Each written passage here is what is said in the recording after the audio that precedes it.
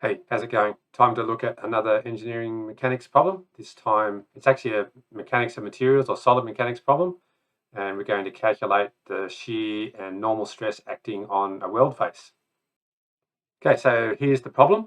We have this bar here that's been welded together, and normally when we're determining weld strength and analyzing welds, we want to know the stresses normal and tangential to the weld face.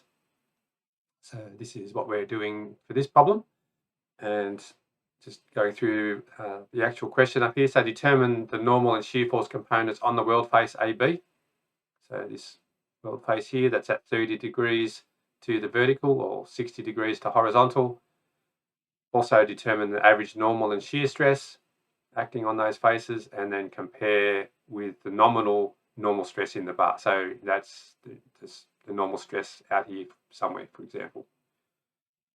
All right, so if we draw our diagram, we'll have the 5 kilonewtons acting on that face in here. So just taken a cut through the weld face and looked at one side or the other. So we're looking at the left-hand side, so we can look down on this weld face here. And then if we want to know the normal and shear forces, right, they're the normal force, as its name suggests, and the shear force is the force tangent to that surface. So it might be a little bit hard to see in 3D there, so I've just redrawn it in 2 dimensions. So we've got this face here, so we're looking at this from side on now. Got our 5 kilonewton force in causing tension in the bar, our face AB there, and then we'll have our force, internal force component, it's tangent parallel to the surface, which is the shear force, and then the force normal to the surface. All right, so we're given the angles here, so 30 degrees from the vertical, which means that this normal force here is 30 degrees from horizontal. So we're going to need to do a little bit of trigonometry to work out these internal actions. So the normal force here, right, so there's our right angle triangle.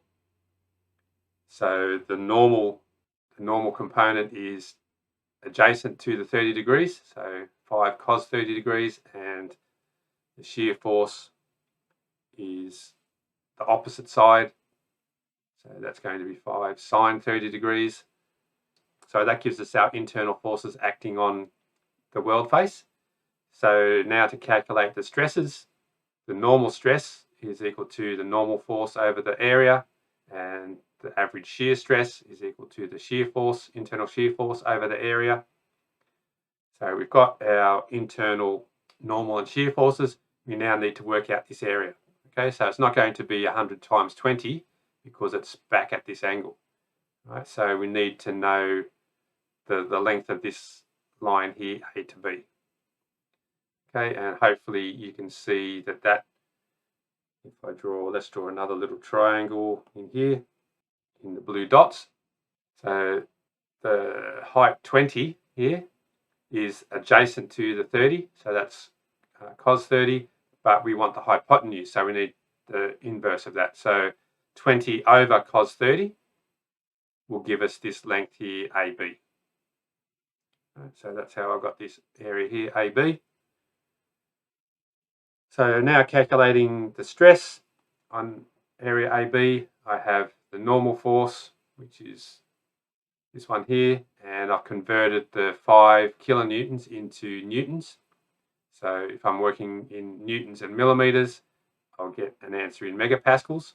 So 5 by 10 to the 3 to convert that to newtons, cos 30, which I had from up here, and then divided by this area that I've just calculated. Gives me 1.875 megapascals.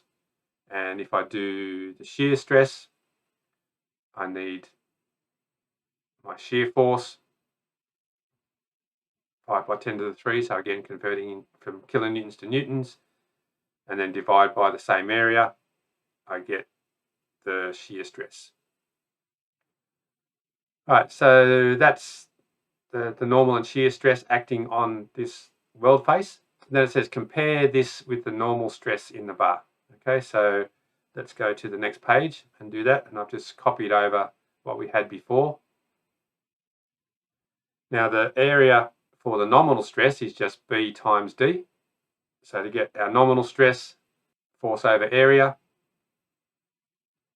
and as we saw before, the area of the weld face is B times D over cos theta, which is the same as this area divided by cos theta. Right, so if I now calculate my stress on the weld face like I did before, N over AB, N over the area AB, we have P cos theta over A over cos theta. So that becomes P cos squared theta over A. So P over A is the nominal stress. So here we can see that the stress on the weld face, right, on this angled face here, AB, is equal to stress times cos squared theta. And if I do the same or a similar thing for my shear stress is the internal shear force over the area AB. So I'm looking at the shear stress on this weld face. So put in P sine theta over A cos theta, P over A sine theta cos theta, and this P over A is my nominal normal stress. Okay, so here shear stress on this face AB that's at an angle is the nominal stress sine theta cos theta. So the reason I went through all of this kind of longer process to compare the stresses and not just compare numbers is to note the fact that the stress on this area AB is not equal to the nominal stress times cos theta. Okay, so up here we had the normal force equals P cos theta, and our stress, our normal stress component, will be like that, and our shear stress will be along that angle, but you can't calculate those from the normal stress here, okay, like you would with a force. Right, so what that tells us is that the stress is not a vector. Right? Stress is actually a tensor quantity. I'm not going to go into what tensor quantities are in this video, and in fact we don't really need to know it for most stress problems.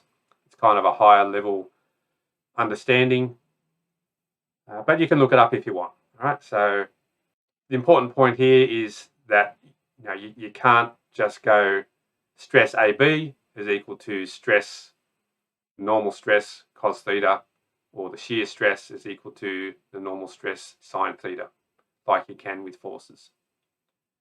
When you get to later subjects, you'll see how to transform stress using the stress transformation equations and Moore's circle. But we're not going to do that here.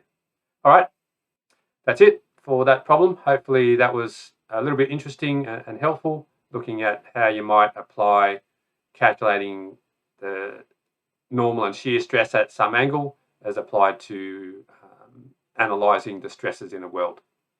All right, bye for now. See you next time.